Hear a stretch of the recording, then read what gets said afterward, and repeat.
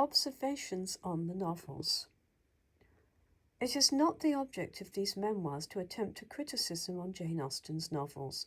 Those particulars only have been noticed which could be illustrated by the circumstances of her own life, but I now desire to offer a few observations on them, and especially on one point on which my age renders me a competent witness, the fidelity with which they represent the opinions and manners of the class of society in which the author lived early in this century. They do this the more faithfully on account of the very deficiency with which they have been sometimes charged, namely that they make no attempt to raise the standard of human life, but merely represent it as it was. They certainly were not written to support any theory or inculcate any particular moral, except indeed the great moral which is to be equally gathered from an observation of the course of actual life, namely the superiority of high over low principles and of greatness over littleness of mind. These writings are like photographs in which no feature is softened, no ideal expression is introduced, all is unadorned reflection of the natural object, and the value of such a faithful likeness must increase as time gradually works more and more changes in the face of society itself. A remarkable instance of this is to be found in her portraiture of the clergy. She was the daughter and sister of clergymen, who certainly were not low specimens of their order, and she has chosen 3 of her heroes from that profession, but no one in these days can think that either Edmund Bertram or Henry Tilney had adequate ideas of the duties of a parish minister. Such, however, were the opinions and practices then prevalent among respectable and conscientious clergymen before their minds had been stirred, first by the evangelical and afterwards by the high church movement which this century has witnessed. The country may be congratulated which, on looking back to such a fixed landmark, can find that it has been advancing instead of receding from it. The long interval that elapsed between the completion of Northanger Abbey in 1798 and the commencement of Mansfield Park in 1811 may sufficiently account for any difference of style which may be perceived between her 3 earlier and her 3 later productions. If the former showed quite as much originality and genius, they may perhaps be thought to have less of the faultless finish and high polish which distinguish the latter. The characters of the John Dashwoods, Mr. Collins, and the Thorpes stand out from the canvas with a vigour and originality which cannot be surpassed. But I think that in her last 3 works are to be found a greater refinement of taste, a more nice sense of propriety, and a deeper insight into the delicate anatomy of the human heart, making the difference between the brilliant girl and the mature woman. Far from being one of those who have overridden themselves, it may be affirmed that her fame would have stood on a narrower and less firm basis if she had not lived to resume her pen at Chawton. Some persons have surmised that she took her characters from individuals with whom she had been acquainted. They were so lifelike that it was assumed that they must once have lived and have been transferred bodily, as it were, into her pages.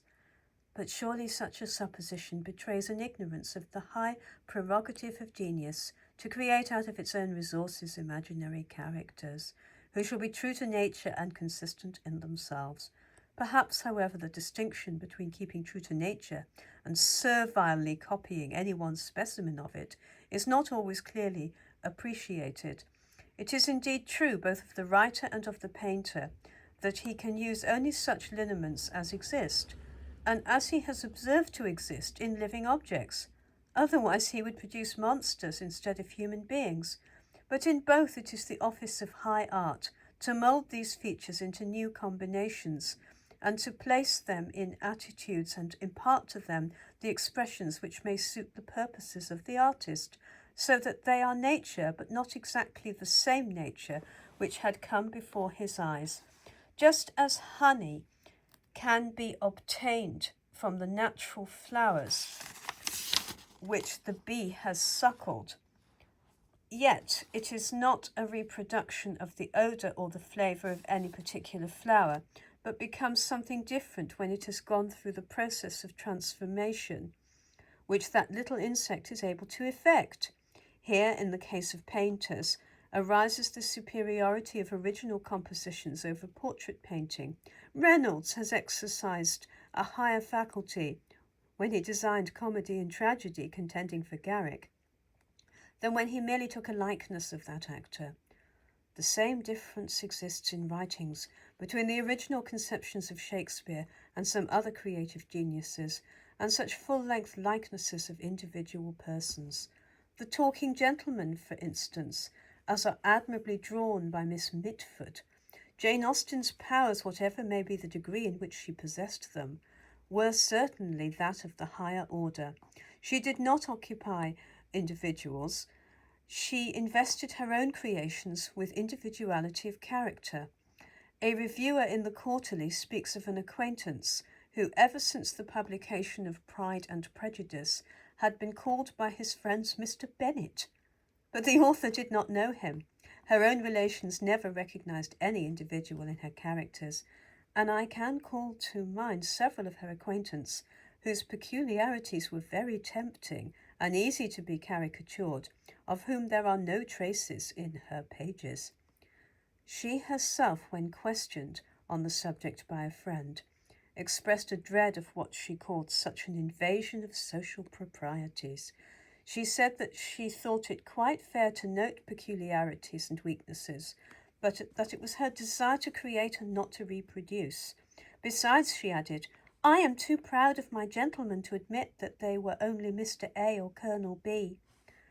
She did not, however, suppose that her imaginary characters were of a higher order than are to be found in nature, for she said, when speaking of two of her great favourites, Edmund Bertram and Mr. Knightley, they are very far from being what I know English gentlemen often are. She certainly took a kind of parental interest in the beings whom she had created, and did not dismiss them from her thoughts when she had finished her last chapter. We have seen in one of her letters her personal affection for Darcy and Elizabeth, and when sending a copy of Emma to a friend whose daughter had lately been born, she wrote thus, I trust you will be as glad to see my Emma as I shall be to see your Jemima. She was very fond of Emma, but did not reckon on her being a general favourite, for when commencing that work, she said, I am going to take a heroine whom no one but myself will much like.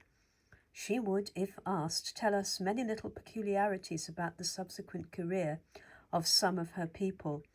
In this traditionary way, we learnt that Miss Steele never succeeded in catching the doctor, that Kitty Bennet was satisfactorily married to a clergyman near Pemberley, while Mary obtained nothing higher than one of her Uncle Philip's clerks, and was content to be considered a star in the society of Meryton, that the considerable sum given by Mrs. Norris to William Price was £1, that Mr. Woodhouse survived his daughter's marriage and kept her and Mr. Knightley from settling at Donwell about 2 years, and that the letters placed by Frank Churchill before Jane Fairfax, which she swept away unread, contained the word pardon. Of the good people in Northanger Abbey and Persuasion, we know nothing more than what is written, for before those works were published, their author had been taken away from us, and all such amusing communications had ceased for ever.